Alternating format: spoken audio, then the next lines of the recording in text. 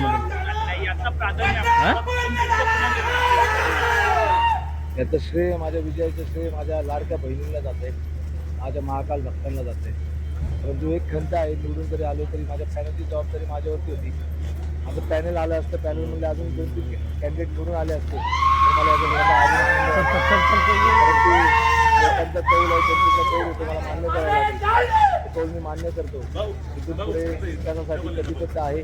लोकांना दिलेले जे काही शब्द आहेत, लोकांना दिलेले जे काही आश्वासनं आहेत, पूर्ण करायचा प्रामाणिकपणे प्रयत्न आमदार अजितदादा पवार साहेब, उपमुख्यमंत्री महाराष्ट्र राज्य व आदरणीय आमदार चेतनदादा तुपे पाटील, सुरेश अण्णा घुले, उपाध्यक्ष राष्ट्रवादी काँग्रेस पार्टी यांच्या नेतृत्वाखाली प्रभाग क्रमांक 15चा सर्वांगीण विकास हेच एक ध्येय ठेवून पुढील 5 वर्ष जनतेसाठी, जनतेच्या सेवेसाठी उतरणार आहे.